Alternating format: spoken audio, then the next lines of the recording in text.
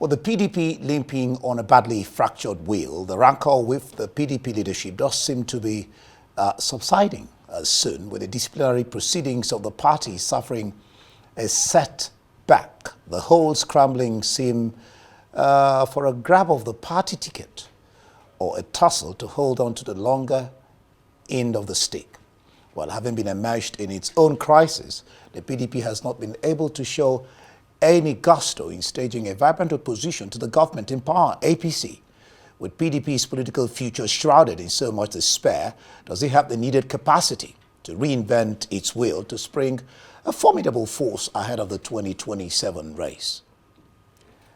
I'm delighted to have Engineer Mustapha Bello, former Minister of Commerce and a governance and policy expert. He joins us on Arise Prime Time.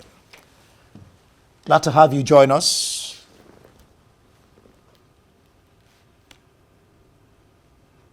Glad to have you join us. Yeah, Mustapha Bello. I hope you can hear me, because I don't seem to be hearing you.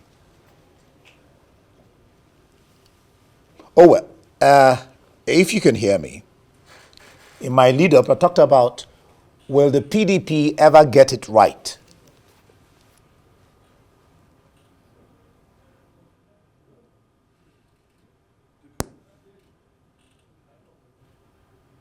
I can hear you very clearly. Okay, I can hear you now. So, will the PDP ever get it right?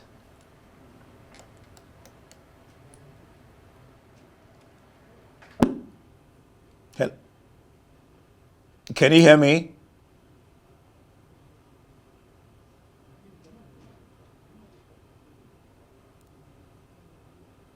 It looks like we're having a little hitch with the audio.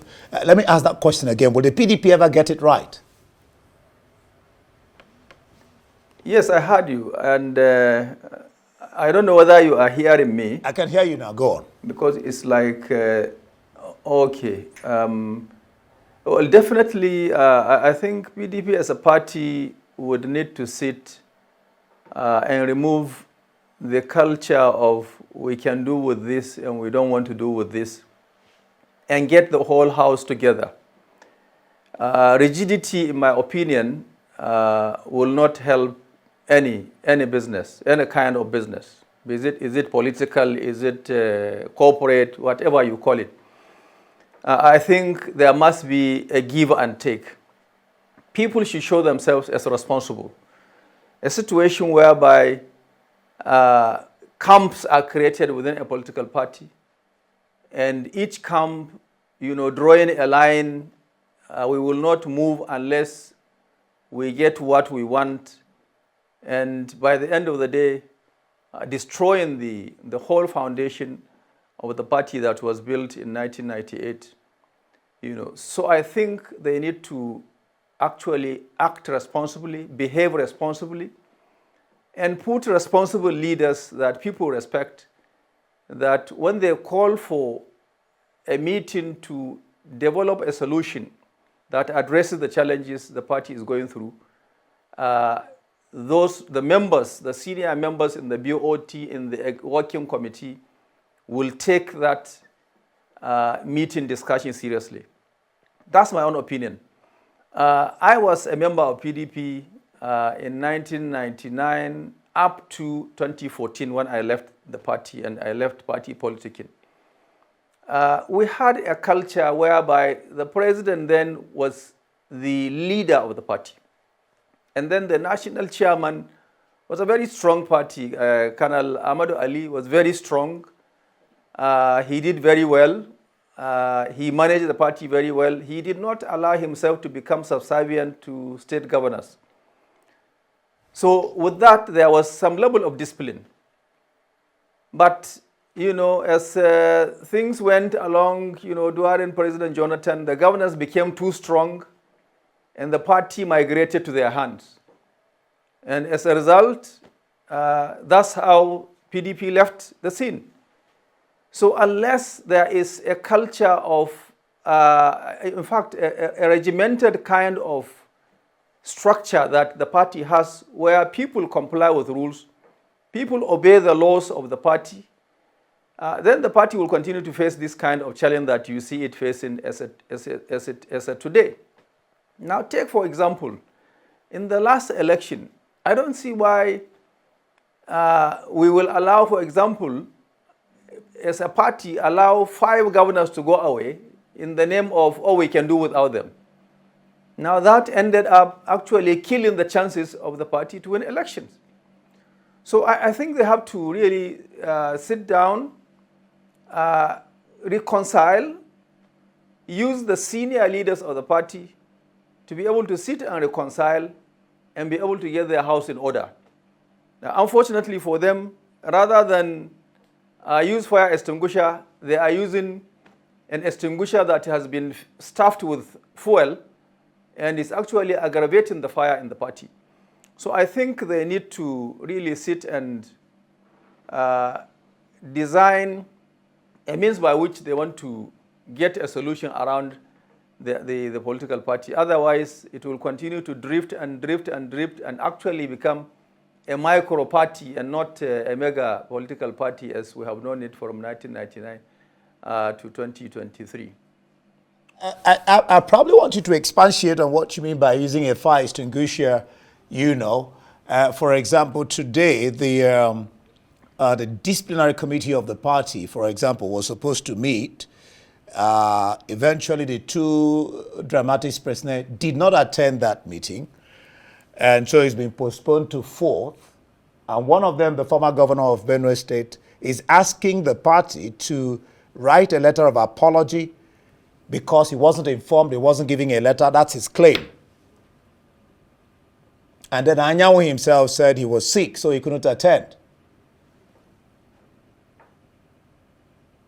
Yeah, that goes to confirm that there is no leadership.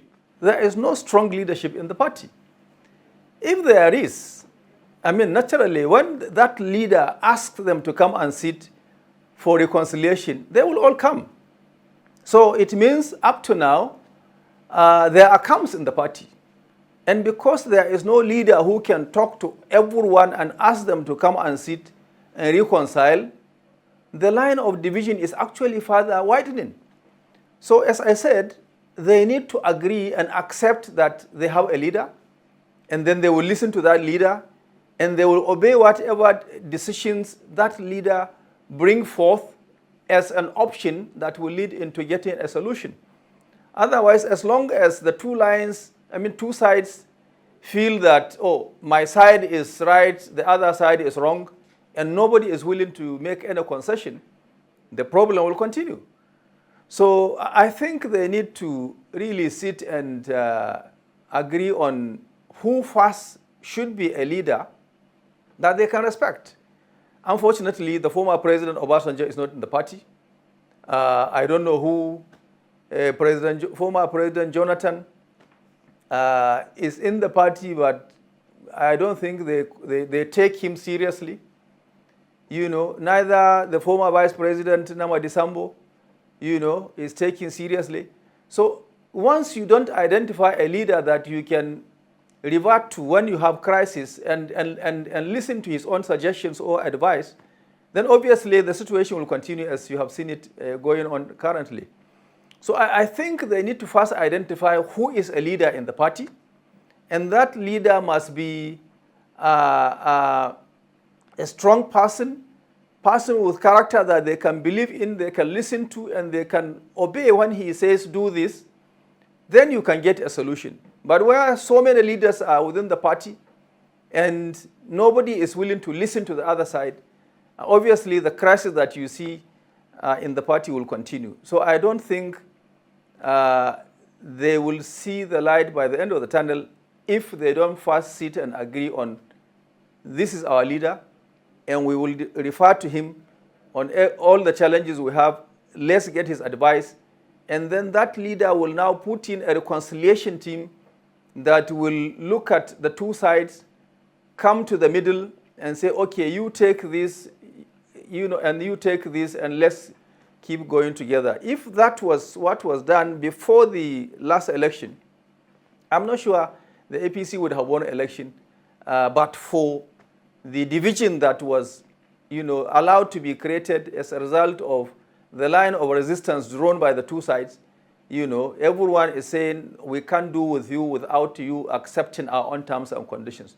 And I can understand the former Benue governor's position is only reconfirming to you that there is no leader, And once there is a leader, he can't make that kind of statement after making a commitment to that leader. So the party would need to look for a leader first, who will be the one to be in charge of now guiding the party, to get out of the current crisis. All right. As a former governance expert and a former Minister of Commerce, what's your thinking on the tax bill with the governors accepting it with some conditions on the VAT? Okay, on the issue of even escalating the rates, currently charged on value-added taxation in the country, in my own opinion, I think in the first place it's even unnecessary. What we need to do is to enhance the integrity and the capacity and the capability of the online system that enables people to file in their returns, the VAT returns. Now, if you do that, many people like me, for example, I can mention that to you, that every year I file my own personal income tax returns personally. All the companies I'm associated with, we file our VAT returns monthly. Even if it is nil, we still file the return monthly. But what we come to discover is that the process had been made so cumbersome, so difficult, so frustrating, that many like myself actually get to a point where they just abandon and throw in the towel. So first, what is important is not even raising the rates. Indeed, we should even lower it to the 5% that was, prevailing previously. But enhance the integrity of the process through which these returns are filed. Doing that will actually escalate the quantum of revenue that flows in as value-added taxation income to the government, as against thinking that raising from 5% to 7.5% to now 10% will do. It will only further frustrate things. It's only the organized corporate side that will be charging these VATs. And when they charge, the burden is further transferred to the same citizens that are crying today that life is indeed very hard. So that's our own opinion. But on the side of what the governors have proposed as a counter offer to the draft bill, presented by the presidency, I think they have done very well. At least they have tried to say that, okay, there is no need to even raise the current rates from what they are to something higher, but let's do something similar to what I have just said. And of course, again, looking at the sharing formula, which they submitted some proposal. So I think what they have done is also good, because it's coming to in between what the presidency wants and what the citizens are saying. And I think we should commend them for at least being that generous to Nigerians, for looking at the sides of the concerns of the citizens as it relates to the current level of difficulties the citizens are going through. All right, Engineer Mustapha Bello, former Minister of Commerce, and of course a governance expert. Thank you for being on Arise Prime Time. Thank you so much.